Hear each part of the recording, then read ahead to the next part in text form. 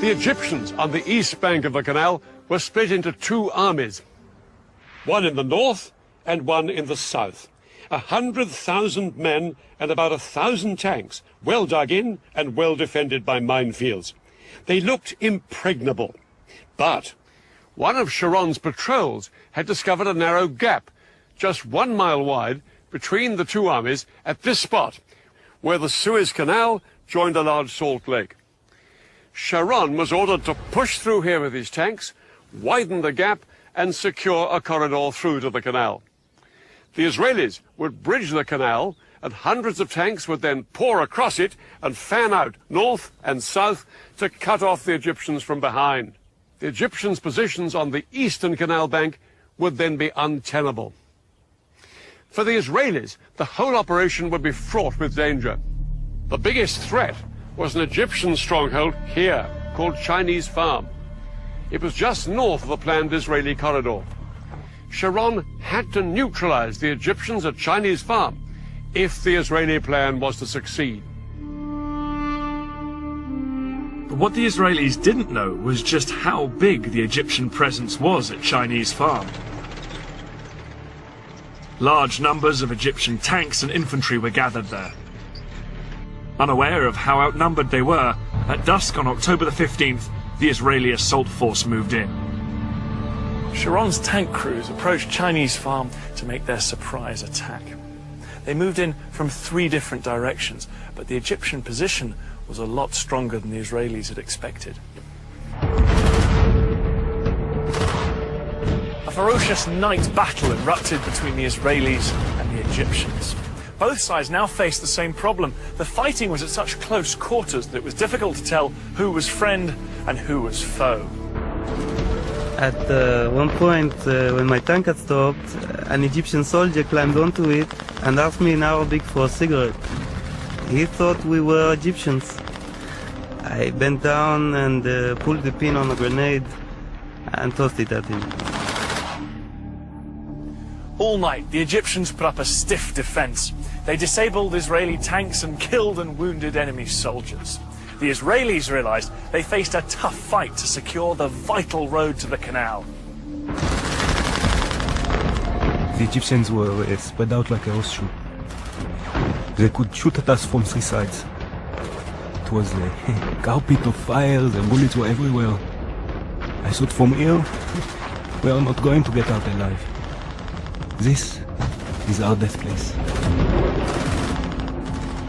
Sharon decided to cross the canal before waiting for the Battle of Chinese Farm to be won.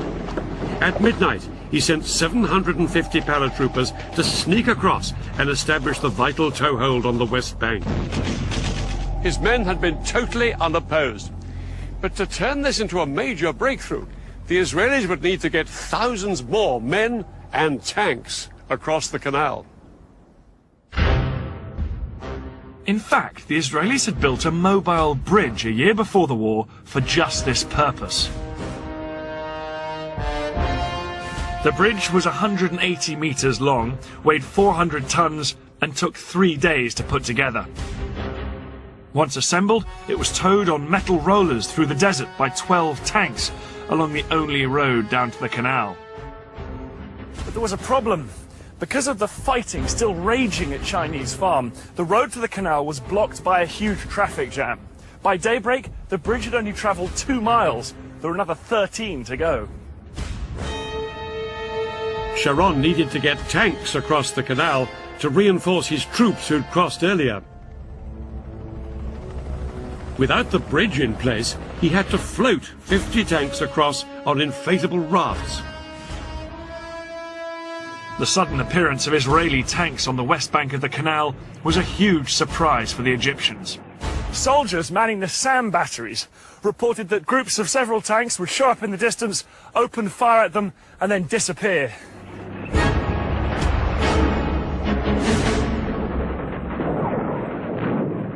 Later that day, on the evening of October the 16th, the Israeli Prime Minister Golda Meir triumphantly told the Israeli parliament their troops had crossed the canal into Africa. In reality, it would be another 2 days before the Israelis secured the corridor to the canal.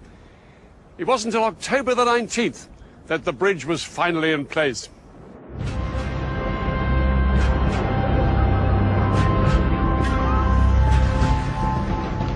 As Israeli tanks surged across the bridge, they came under heavy bombardment from Egyptian artillery and aircraft.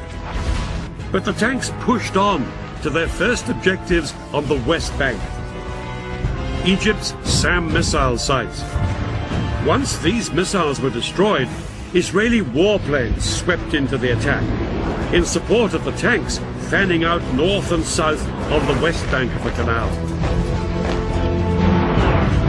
Egypt's Third Army, here on the east bank, was soon in danger of being surrounded. Shazli urged that some units should be pulled back here to the west bank to fight the Israelis. President Sadat replied abruptly, "No retreat." He believed that reducing forces on the east bank would risk losing everything they'd fought for. But Sadat was ready for a ceasefire.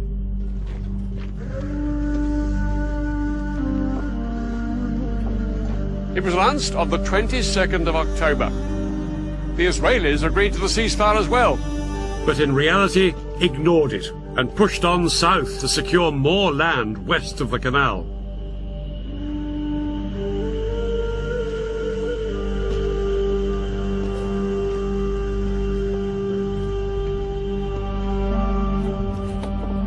By October the 23rd, the Egyptian Third Army was surrounded. The supply lines of its 45,000 men were cut. With only 4 days of food and water left, it wouldn't be long before they were starved into submission.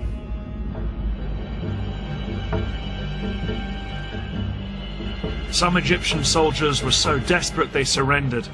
Others hung on. No food come to us, no munitions come to us, no evacuation of any injured, no water, and we didn't need gas because we weren't going anywhere. And just when it seemed to be over, the war took a dramatic turn. It was at this critical moment that Egypt's most powerful ally, the Soviet Union, made one final bid to help the Egyptians. The Soviet President, Leonid Brezhnev, told the Americans unless they agreed to send a joint US-Soviet peacekeeping force to the Middle East, he would send Soviet troops on their own. The Americans were determined that no Soviet troops would enter the Middle East. In a sudden escalation, America put its nuclear forces on alert. US nuclear missiles were readied in their silos, and 2 aircraft carriers with nuclear strike forces were ordered to the eastern Mediterranean. The implied threat of nuclear war forced Brezhnev to make a choice: to escalate or to climb down.